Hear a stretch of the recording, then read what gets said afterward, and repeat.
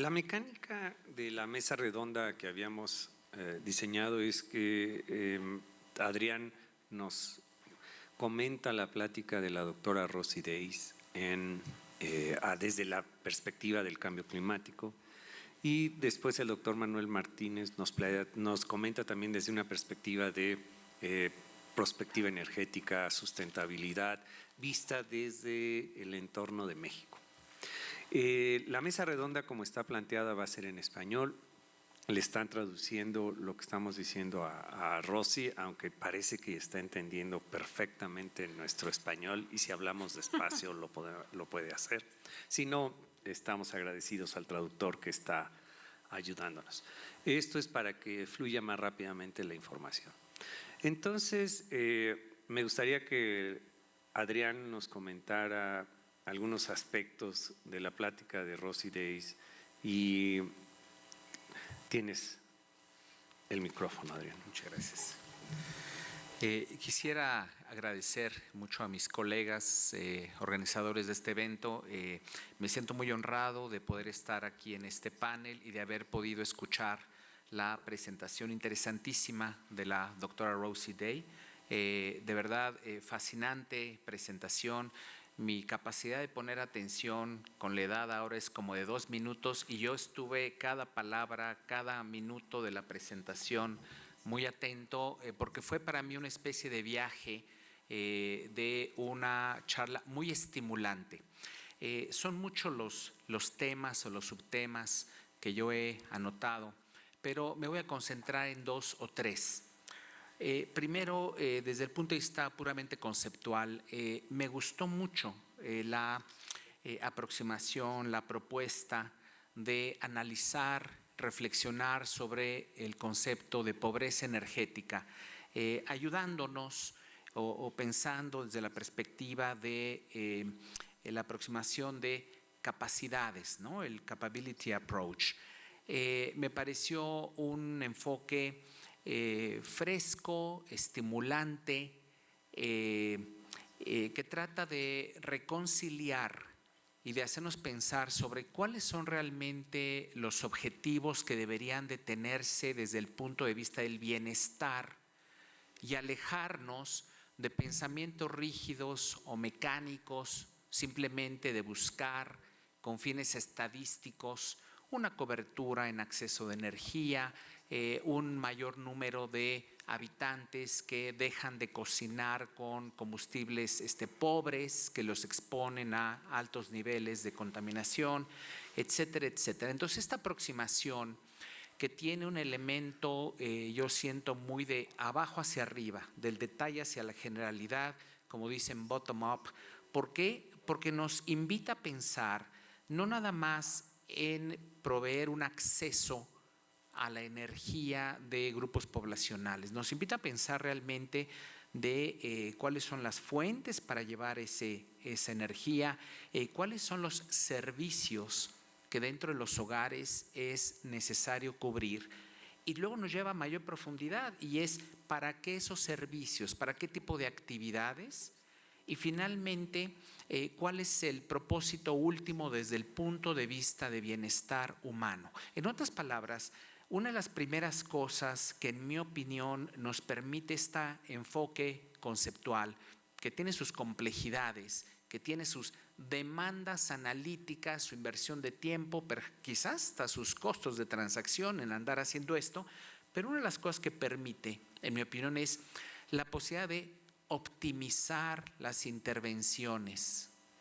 Optimizar intervenciones para que idealmente se pueda buscar que el resultado final se maximice en términos de beneficios del qué es lo que queremos cambiar, qué es lo que queremos mejorar. Insisto, alejándonos de la aproximación típica, mecánica, cuantitativa, rígida, tradicional, de la medición de las intervenciones, sobre todo de las políticas públicas, de número de personas con algo. Aquí nos invita a entender con profundidad qué es lo importante a las diferentes comunidades. Esto permite también que haya una adecuación de caso por caso. como la doctora señaló muy claramente, hay cada comunidad, ya no digamos cada país, cada comunidad tiene un contexto propio y aquí entran en juego no solo lo que ella mencionaba, que hay que mirar cuál es la situación inicial, yo diría la línea base que uno se encuentra, sino que también para hacer las cosas más complicadas, además de la parte tecnológica, está por supuesto la importancia de lo social, pero ella también nos dice la parte cultural. Y cuando hablamos de la parte cultural viene también la parte de percepciones. Y ella en algún momento de su charla rescata también y pone en primer término la importancia que tiene la parte del respeto a las comunidades, a su conocimiento, a las culturas tradicionales, los procesos que deben ser idealmente transparentes, de consulta temprana, de estar viendo qué y cómo quiere la comunidad, con los desafíos que esos procesos más sofisticados tienen en las democracias modernas. Pero claro, no hay para dónde hacerse, no hay otra manera de hacer las cosas. Organizaciones como mi fundación, Iniciativa Climática de México, tratamos de promover que avancen procesos de descarbonización, energías renovables, pero entendemos, al menos en nuestra opinión, que sí y solo sí se pueden llevar a cabo proyectos de energías renovables si se cumple escrupulosamente con procesos de consulta, de una oferta adecuada, transparente de beneficios y de buscar formas que a veces son más complejas, más sofisticadas, de multiplicar beneficios y formas de participación de las comunidades más allá del simple reparto de beneficios o de rentas. Entonces es un tema muy complejo. Voy acercándome al final porque son muchos temas y hay poco tiempo, pero creo que habrá en esta aproximación hay una serie de desafíos, pero lo digo en un sentido positivo, de que a mí me parece muy interesante, que merece la pena, al menos con un cierto nivel de profundidad, si no tan detallado para cada sitio, desarrollar mecanismos, no quiero decir de metodologías rápidas, ¿no? Algo como intermedio, ni tampoco un formatito así de aplíquese en todos lados y listo.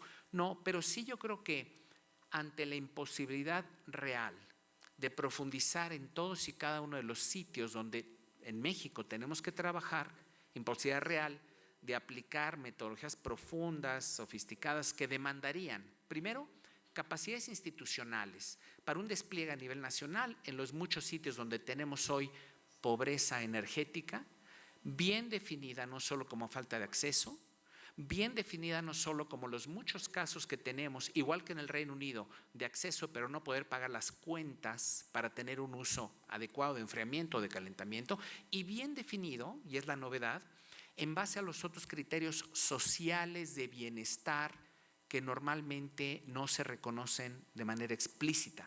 Bueno, eso yo siento que tiene una necesidad de capacidades institucionales formidables que hoy no existen.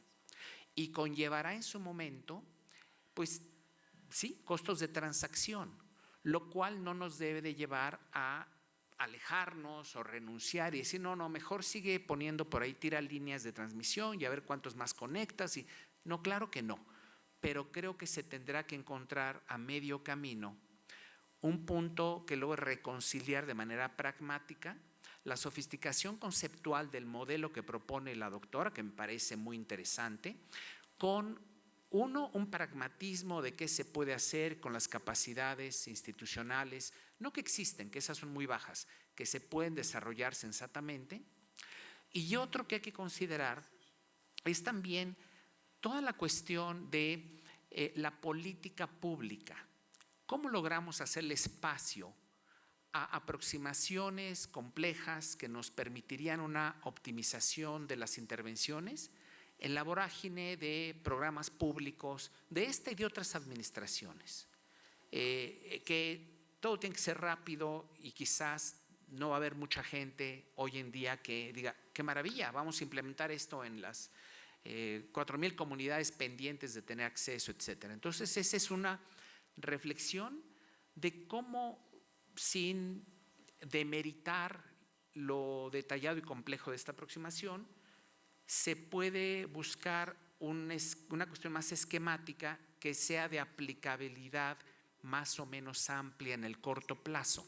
Y termino con una de las, haciendo un comentario de una de las preguntas de una compañera que habló por ahí de este tema, de este desafío, de uno, cuando pareciera que motivaciones sociales de buscar un beneficio social amplio como bien final,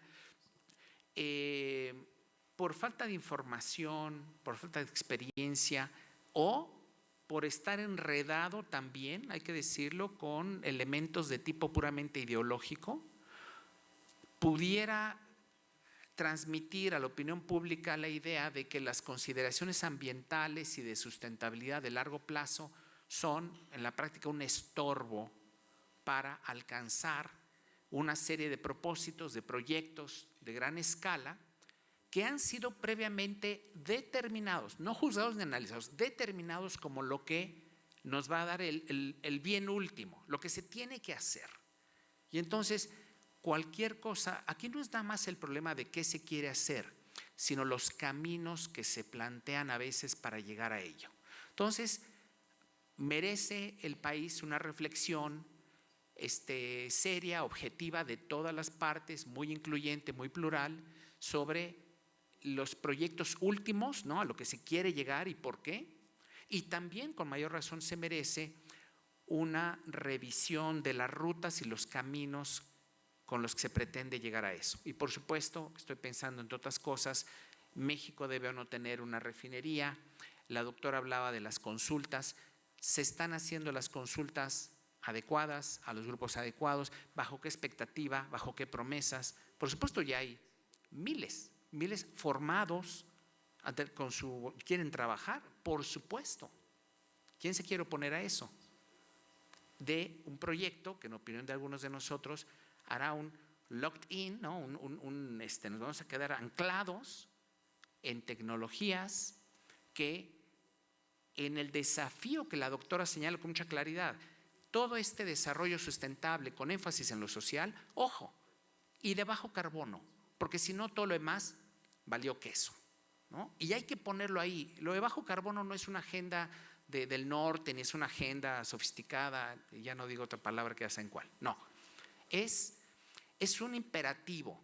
Si no es con bajo carbono, todo lo demás se nos cae a pedazos y el reto que tenemos es avanzar para tener un esquema robusto donde lo social se atiende adecuadamente, y ahí tenemos una deuda histórica, sin duda, pero al mismo tiempo reconocer que todo eso tiene que ser, como ya mencioné, de bajo carbono, porque si no, no se sostiene.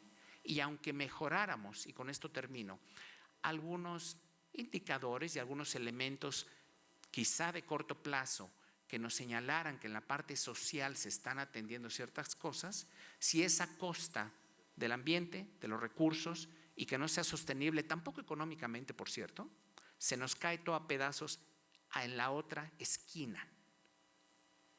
Muchas gracias por su atención.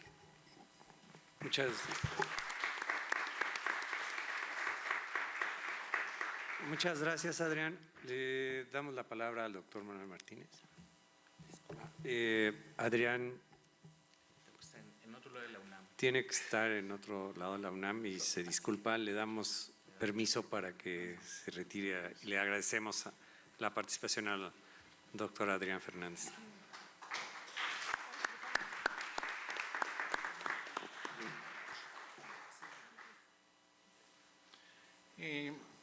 Mis comentarios al gran trabajo y a la muy buena exposición de Rosy Day serán desde la visión de lo que estamos haciendo en el Instituto de Energías Renovables con relación a un proyecto de demanda social de la energía. Y en este grupo pues está la doctora Carla Sedano, aquí hay varios de los alumnos que pertenecen a ese grupo y que después daré un preview de lo que van a muy breve para animarlos a que mañana en los talleres también se conecten o aún mejor, vayan a Temisco. La visión que nosotros teníamos en el IER era estrictamente lo que se llama en inglés STEM, ¿no? Ciencia, tecnología, ingeniería y matemáticas. Nosotros empezamos generando energía renovable, solar particularmente, que tenía una serie de buenas características para el ambiente y para la sociedad, y le entregábamos a algo, a un tubo, a un cable, ¿no? Entonces, esa era nuestra visión antigua. Más recientemente, lo que hicimos, y lo voy a relacionar con los esquemas que presentó la doctora Day, es conocer el uso que se le daba a esa energía, seleccionar el equipo o proceso pertinente, identificar la demanda de energía apropiada y nosotros decíamos ofrecer la energía relevante. Nosotros, me acuerdo de grandes fracasos técnicos, ¿no? Que se hicieron hace algunos años, en el cual, ¿qué era técnica y económicamente viable? Calentar agua con un colector plano. ¿Dónde era más barato ponerlo? En el desierto de San Luis Potosí, ¿no? Igual que un cocedor solar, ¿no? Entonces, si uno va al desierto de San Luis Potosí porque tienes una buena tecnología y tienes la insolación, resulta que ¿quién quiere agua caliente en el desierto de Sonora, ¿no? Ojalá tuvieran agua fría para bañarse, ¿no?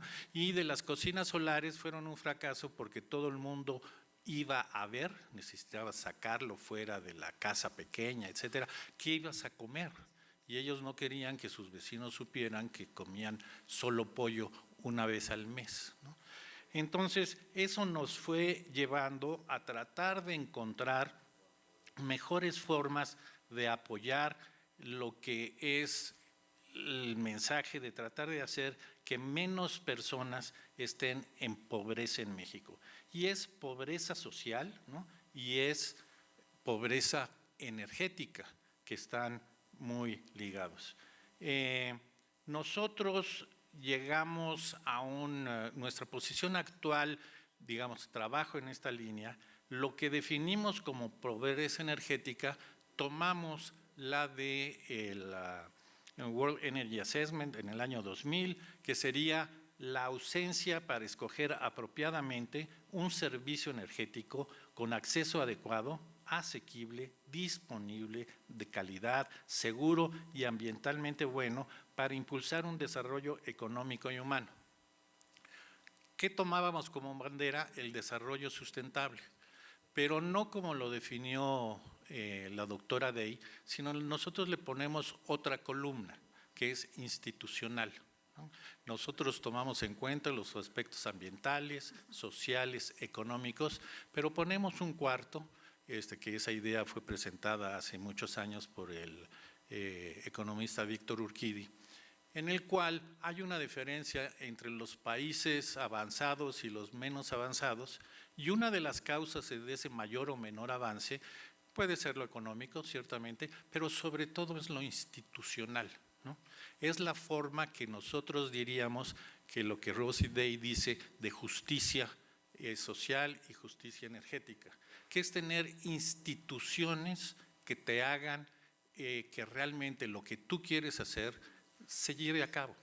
Necesitas pequeñas burocracias, muy pequeñas, pero necesitas normas, reglas, sistemas de gestión que te permitan implantar lo que tú haces para llevar a cabo un desarrollo sustentable. Entonces, nosotros lo que hicimos es buscar quién nos podía echar una mano y nos encontramos con Rosy Day, ¿no? Afortunadamente, y su artículo del 2016 que estuvo planteando aquí, en el que el cambio radical para poder hacer nuestras definiciones, nosotros nada más decíamos el desarrollo humano y social. ¿Cómo lo hacemos? Hemos sido fans de Zen por muchísimos años, donde realmente es la libertad a escoger lo que te va a cambiar el camino. ¿Cómo haces para que una comunidad, para que un desarrollo social sea así? Pues ahora estamos en contacto con científicos sociales, que tampoco han hecho mucho trabajo en México sobre pobreza energética. Lo han hecho sobre pobreza multidimensional social, pero no en pobreza energética. Están empezando. Y este método de Rosy Day de hacer las capacidades realmente nos gustó mucho, porque es una forma de aterrizar o no. Lo aterriza Nussbaum y no lo aterriza Zen en cómo hacer las cosas. Pero lo que es fundamental es preguntarle a las personas, a las comunidades, qué quieren hacer. Y esta es la parte que nosotros estamos ligando ahora con relación a pobreza energética. Entonces, hay un conjunto de frases que es fundamentales en lo que la doctora Day ha dicho, ¿no? Y ¿cuáles son las capacidades básicas? Me iré por la falta de tiempo hacia eso. Ella entregó su primera figura es la conceptualización de la relación entre energía, servicios y salidas, outcomes, ¿no? Lo traduciré como salidas, y que va desde la fuente de energía o de combustible, la energía doméstica o la alimentación de electricidad, después son los servicios, finalmente son los que ella llama capacidades secundarias, que es hasta donde nosotros normalmente nos quedábamos, que son lavadoras, licuadoras, cuestiones de acceso a la información, pequeñas maquinarias para MIPYMES rurales, pero lo importante es traducirlos a las capacidades básicas, que son cuestiones de salud, tener respeto social, mantener relaciones, educarnos, ¿no? Estar educado. Y eso, pues hay una serie de caminos para hacer ese tipo de encuestas que realmente nos pueden ayudar a las personas a saber realmente qué quieren.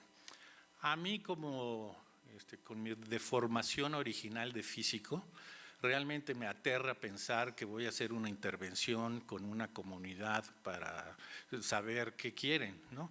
Yo estoy seguro que no lo lograría, ¿no? Y sería espantoso que yo impusiera, como se ha hecho muchas veces, qué es lo que ellos deben de estar haciendo, ¿no? Para hacer. Entonces, esta participación que tenemos y estos métodos para hacer encontrar qué quiere cada persona para mejorar su calidad y su bienestar de vida, que es un proceso, realmente es fundamental.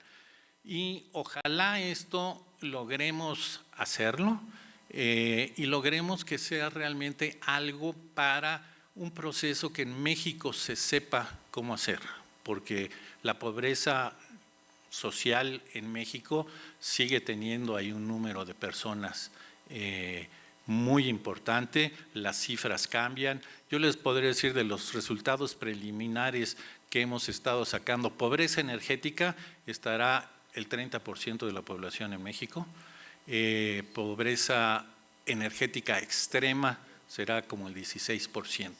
Y si tú tienes pobreza energética, entonces no puedes tener muchos de tus capacidades básicas mantenidas. Entonces, por eso lo que estamos haciendo es que las intervenciones que sean para las capacidades, entre capacidades secundarias y capacidades básicas, si recuerdan eso, sean realmente por las personas que saben hacerlo. Porque cambiar costumbres, modificar expectativas, realmente nos puede llevar, si lo hacemos mal, a algo terrible, ¿no? Y ahí retomo lo que alguien preguntó y Adrián dijo, para mí si no hay un manifiesto de impacto ambiental, para mí si no hay un manifiesto de impacto social sobre un proyecto determinado, estamos en contra del desarrollo sustentable, ¿no? Y finalmente lo que les mencionaré es Mañana 3 alumnos. Oscar va a hablar sobre de su doctorado, sobre realmente pobreza energética dado por el método de Nussbaumer, que son indicadores, 5, siempre me equivoco en las dimensiones, 7 dimensiones, 5 dimensiones y varios, y 7 variables, comparación para América Latina. Después AISA, realmente lo que nos va a hablar es sobre cuestiones de impacto de desarrollo sustentable en ciudades. Lo de Oscar es por países, lo de AISA es por ciudades sustentables, comparación con otros países de América Latina, con el método de Kirkis. Y también Nidia lo que nos va a presentar es el modelo entrelazado modelo entrelazado que se utiliza en ecología, que ya lo hemos aplicado para cuestiones de desarrollo sustentable. En vez de animalitos en un ecosistema, lo que tenemos son agentes de la sustentabilidad, indicadores en un ecosistema general, y de ahí aplicados a cosas tan concretas como el desarrollo sustentable. Ya dije que era Nidia.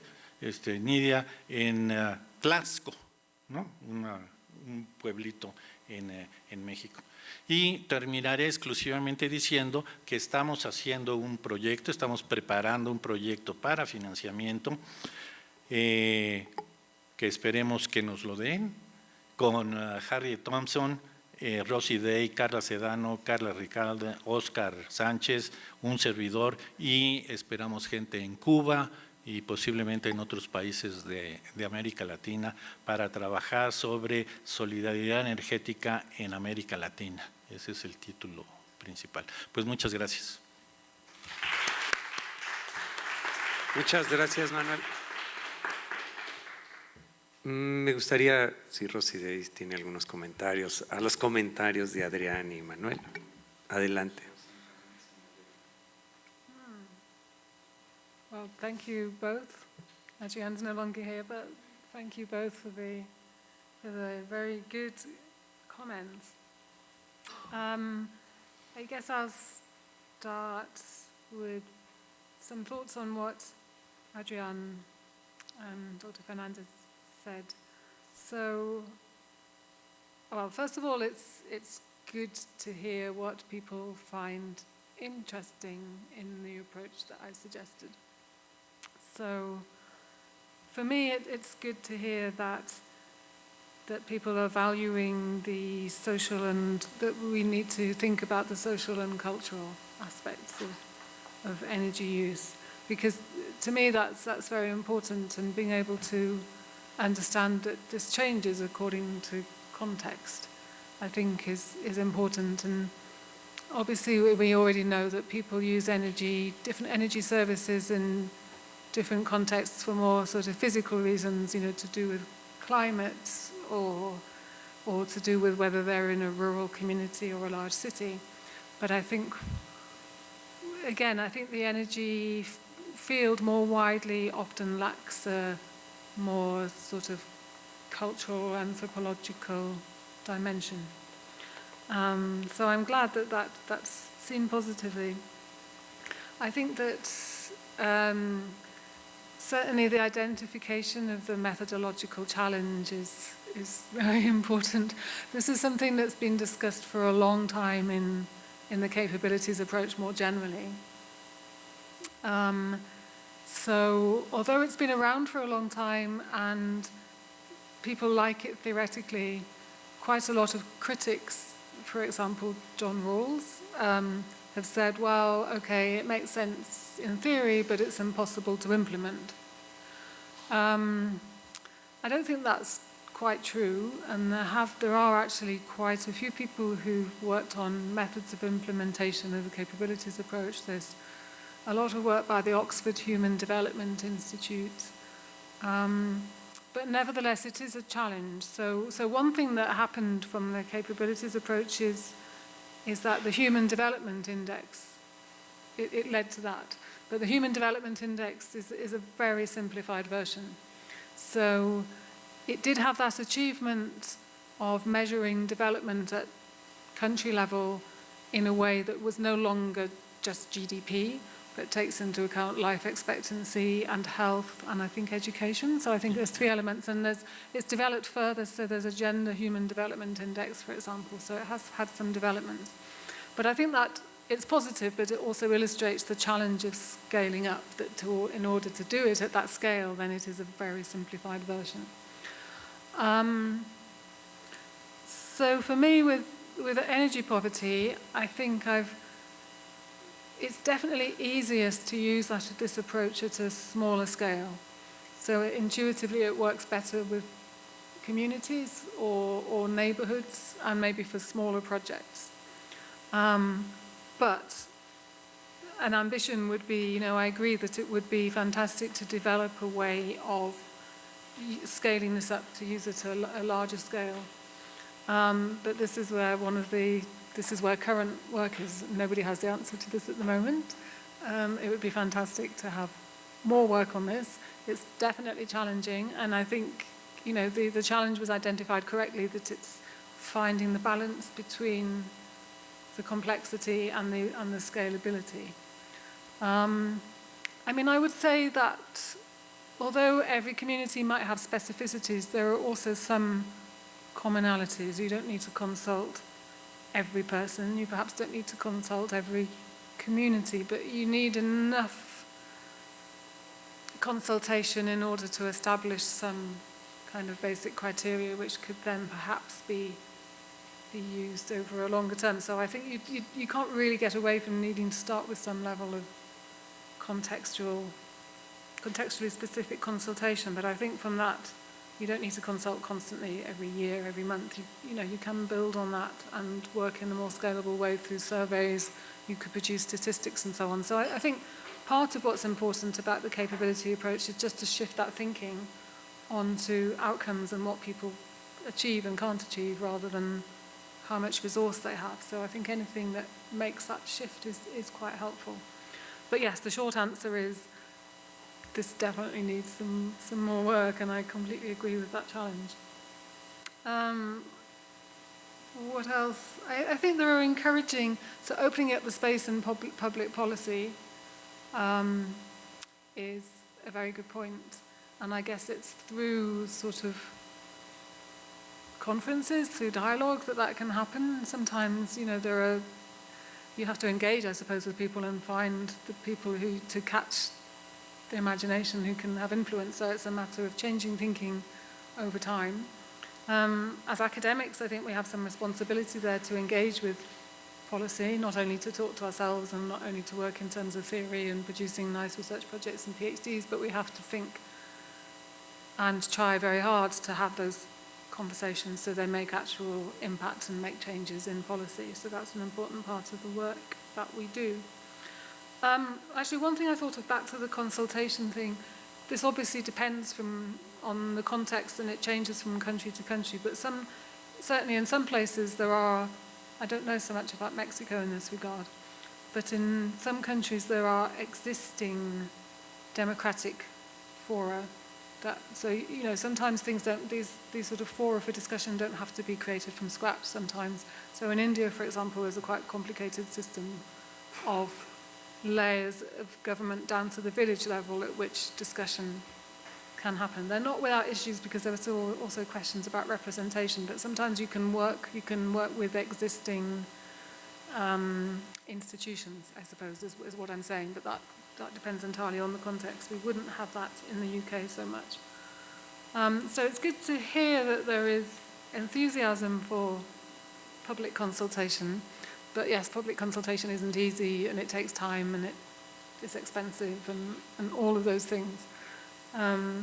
So we can't always do it for every decision, but we need to do it sometimes, and we certainly need to do it for some of the more important decisions. So I think, Manuel, I obviously agree with everything you say. And also, yes, just to add that we are hoping to develop some of this work further if we get the opportunity. obviously as researchers we have to go through the process of applying for money, and sometimes you can do the work because you get the money, sometimes you don't get the money, and then you can't do the work until... So it's challenging, but yes, the more people that can collaborate in it, I think what's really fruitful is these interdisciplinary conversations that happen. So certainly we've been having them with colleagues at INEO, somebody I was talking to in the audience here, so I know that quite a few people here are working in quite interdisciplinary settings, and I think that's a really productive and helpful way forward. It's essential. One thing that I'll add, perhaps it's not on the basis of any of these remarks, so obviously the focus here has been about energy. And that's where I've done this work so far. I think it can also be applied in other sustainability issues, so thinking very much about water, for example. I think, similarly, there's a lot of work to be done. A similar kind of approach can be taken. We need to think very much about the relationships between energy and water. Certainly in the UK there's been quite a lot of talk about nexus. I don't know if that's something you use here, but the energy-water nexus, the food, energy, water, there's lots of different nexus. The idea has its limitations, but I think something that could be explored a bit more is actually not just energy on its own or water, but actually this nexus around energy and water. And I know, well, certainly in many parts of the world this is definitely an issue. This came up very much in Slamakapaza in the example that I gave you earlier, that one of the important energy uses that people felt they lacked was the ability to pump water, but of course water is another scarce resource as well. So this balance between energy and water and the limits of water as well is also really important. Water is implicated in some sustainable energy development, thinking of issues like concentrated solar power, for example, that can actually use quite a lot of water. So there's definitely questions, I think, not just about energy, but about how energy connects with other kinds of resource use as well. So I would hope that this approach can also be used outside of the energy realm as well, or to think about some of these nexus issues. So that was just another thought to add there. I think that's all of my remarks at the moment. Thank you. Thank you, Rosis. Abrimos la conversación a todos ustedes. Me gustaría que hubiera unas 3 preguntas y luego contestamos. Rosy, Manuel, ¿no comparten alguna pregunta por ahí?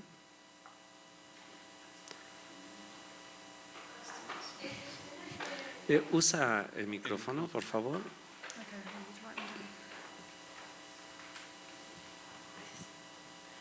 Hola, buenas tardes. Mi nombre es Alicia Alejandra y soy de la maestría en Ingeniería en Energía del IER de Temisco.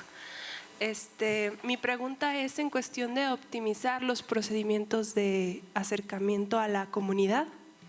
¿Es necesario estandarizar los métodos para acercamiento o estandarizar qué información se tiene que obtener de ellos? Porque pues cada comunidad es un mundo y bueno, yo creo que los de ciencias sociales saben que hay diferentes maneras de obtener esa información para poder trabajar con ellos.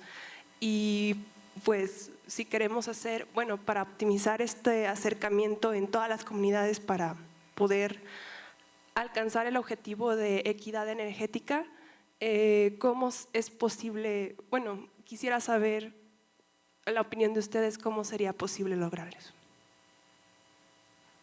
Gracias.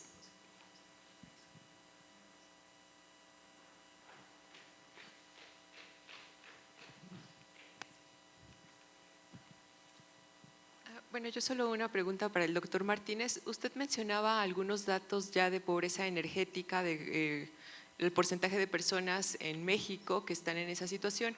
No sé si haya publicaciones disponibles sobre ello, porque yo he estado buscando un poco en el tema y no he encontrado mucha información. Gracias. ¿Alguna otra pregunta?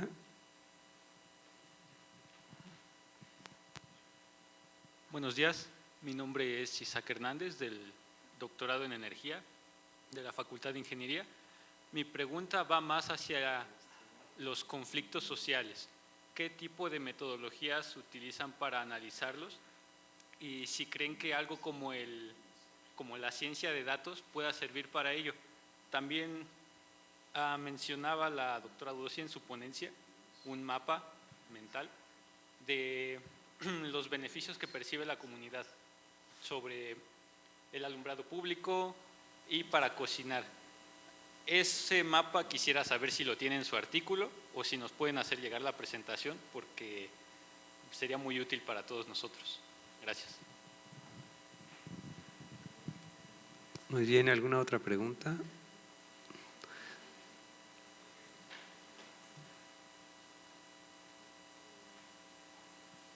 Gracias. Eduardo Valencia y Daniel Sepúlveda, representamos una organización que se llama Ríos Tarango, que pretende regenerar socioambientalmente la microcuenca de Tarango aquí en la Ciudad de México. Y uno de los temas que estamos evaluando es el estamos hablando de una microcuenca de 2.7 millones de metros cuadrados, 270 hectáreas, y creemos que uno de los temas que se pueden involucrar en esta regeneración socioambiental es la energética. Entonces, estamos evaluando la generación de energía eléctrica fotovoltaicamente y también hidráulicamente. Mi pregunta es un poco, en la UNAM, ¿qué institución es la que a la que deberíamos acercarnos para buscar un acompañamiento metodológico y científico a un proyecto como estos? Si podría ser el COUS, si debería ser el C3, si debería ser el Instituto de Ingeniería, el Instituto de Energías Renovables, ¿qué se les ocurre? Gracias. Bien, bueno, déjame empezar con la última. A lo mejor, si soy el director del instituto, te diría acércate al IER, pero dado que es un problema de sustentabilidad, yo te sugeriría acércate a todos. Acércate al Instituto de Ingeniería, acércate a la coordinación, acércate al C3 y por supuesto nosotros estamos listos para colaborar contigo. Yo creo que esa es la respuesta. Hablando de sustentabilidad tenemos que hablar de multidisciplina, de diferentes puntos de vista y de buscar soluciones que la población llame.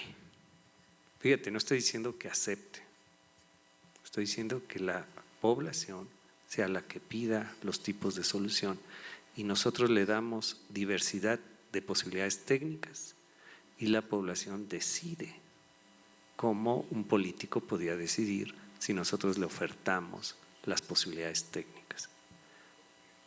No creo que haya una entidad o una institución a la que te acerques, yo te diría a todas y todas tenemos cosas que aportar, eso es mi perspectiva.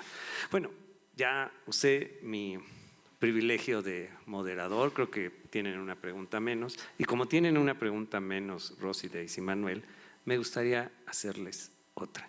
Recientemente la UNAM firmó el convenio para la Red de Soluciones del Desarrollo Sustentable. En México se firmó esta iniciativa y la UNAM forma parte de los que la proponen.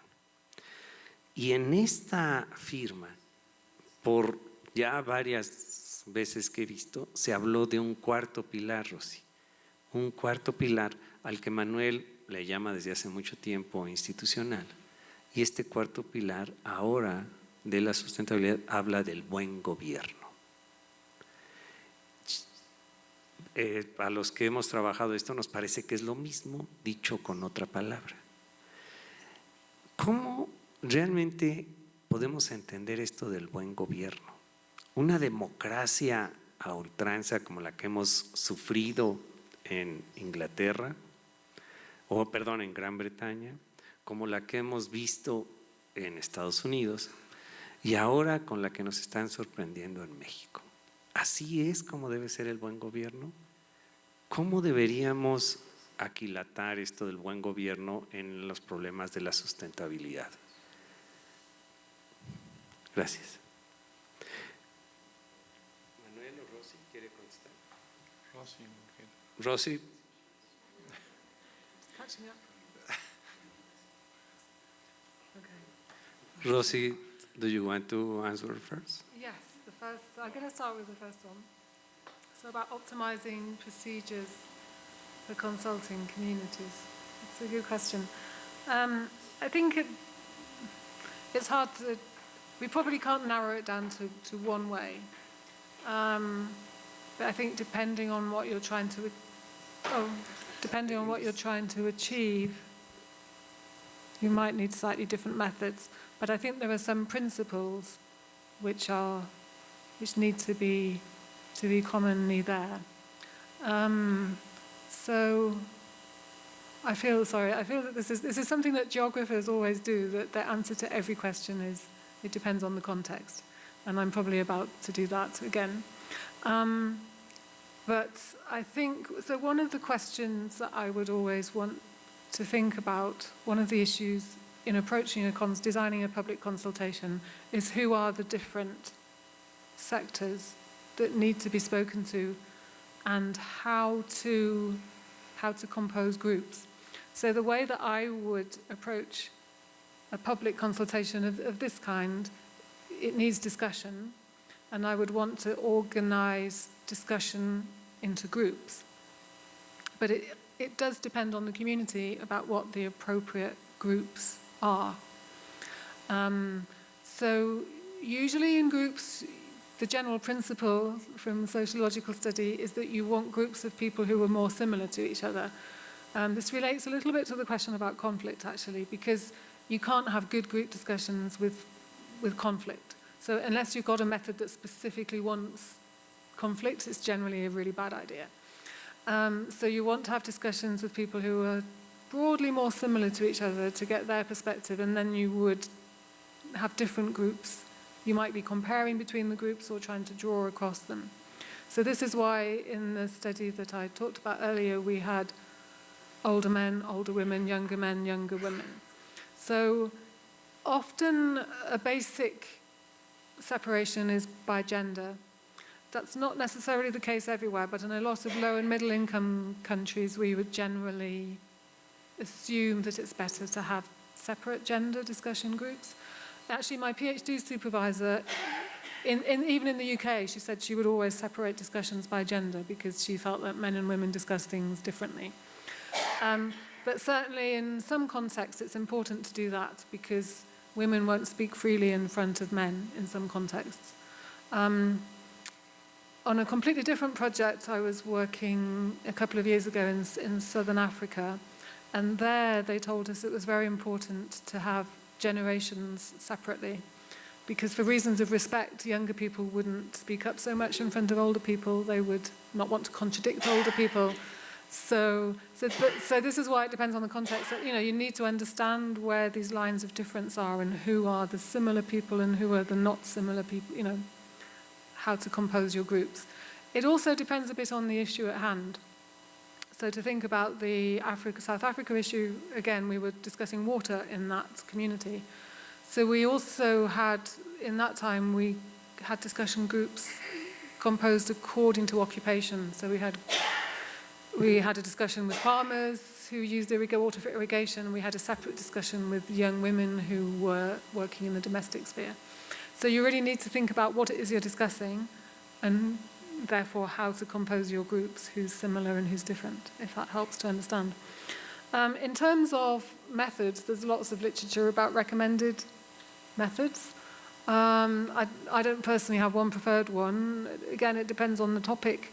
In this case, I designed one based around the Nussbaum's principles, as you saw, in completely different public consultation that we did in the UK. We actually designed it in a completely different way, based around people telling personal stories. But the purpose of that was very, very different. So basically, there isn't really one method. But I think that the most important principle to start with is to design the consultation around who you need to talk to, make sure that you're covering everybody in order to be inclusive, but also think about who will talk in front of whom and who needs to be separate. Because if you just have an open discussion, then what the problem is that power relations come into that discussion. So this is one of the issues that was raised in the early participatory development literature, that the idea is that it's meant to be empowering, but if you don't consider power relations well enough, then you can have a participatory process which is actually quite damaging because it just reinforces power relations. So this is why you need to be careful about the power relations within a community and to make sure that you're not reinforcing those power relations. Manuel, do you want to say anything on a different question? Because I've just talked a lot. So. Thank you, Rosis. Manuel?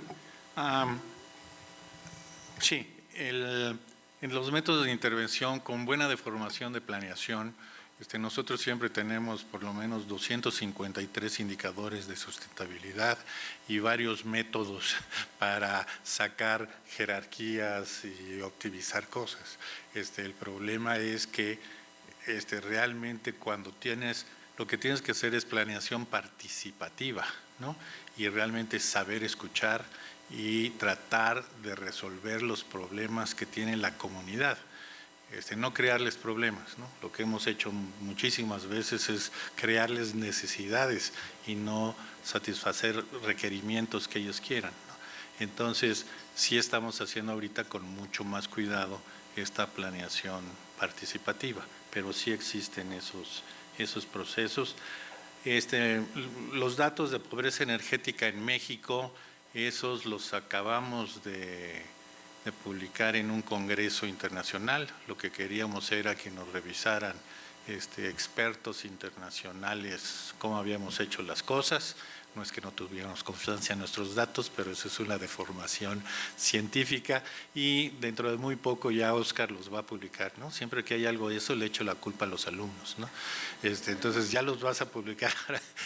Ya estamos a punto de hacerlo en publicaciones internacionales y nacionales. De los mapas mentales, pues eso habrá que regresarle la pregunta a Rosy, porque esos son sus mapas mentales, ¿no? Para hacerlo. Y de la microcuenca de Tarango, yo no te sugeriría, como el doctor del Río, que fueras a ver a todos, ¿no? Sino que escojas alguno que ya está haciendo cuestiones multidisciplinarias, ¿no? y sociales. El COUS, no sé si va a arrancar proyectos así, porque realmente no sé qué es el COUS, francamente, porque arrancaron en enero, ¿no? O en diciembre. En enero ya había rumores, y arrancaron en abril, entonces no lo sé, pero sería algo interesante. El IER también con ese enfoque. Y cómo entender buen gobierno, pues creo que es una de las partes más difíciles, ¿no? Yo lo que diría es que más que buen gobierno, lo que deberíamos tener es buena gobernanza, ¿no? Y en esa gobernanza lo que sí tenemos son toda una serie de criterios para gobernar bien, ¿no? Si es bueno o malo, ya me cuesta mucho trabajo definirlo, pero sí sabemos qué es buena gobernanza, qué es lo que hay que hacer, ¿no? Y ahí sí podríamos con más tiempo realmente entrarle a cómo hacer una buena gobernanza para México, para cualquier país, para cualquier estado o municipio, ¿no? Los principios de buena gobernanza sí se tienen claramente definidos para aplicarlos a los contextos, ¿no? Que ya me estoy volviendo geógrafo, porque ya pienso en los contextos cada vez. Can I just say a couple more Please, Rosy. things? So the question about publications, I don't think you mentioned, but so Rigoberto, Yeah. did you mention? No. No. Rigoberto Garcia Ochoa. Have I said that right? So there Yeah. is a paper, at least one paper by Rigoberto Garcia Ochoa about energy poverty in Mexico. I don't remember the journal, but he's definitely published. Sí. Rigoberto García Ochoa es el mexicano que lleva más tiempo trabajando en pobreza energética en el Colegio de la Frontera Norte, Sí. ¿no? Y realmente ha hecho varias publicaciones al respecto, ¿no? Y es el que también estamos juntando para trabajar en esto, trabajar juntos en estos. Tenemos poco de distintas visiones, y lo que estamos haciendo ahora es ver cómo nos unimos para hacer esta parte multiinstitucional, multidisciplinaria, y él tiene basado en también cuestiones de necesidades humanas, ¿no? Él saca cosas de pobreza energética y también tiene datos que son muy parecidos a estos, ¿no? Marcelo. And then we didn't answer the question about social conflict, No. I think. So actually, I think the question about conflict is interesting it's interesting in all sorts of ways about public consultation and public and participatory processes, because it's often a bit skated over, and there are different views about participatory decision making, about whether the idea is to come to a consensus or not.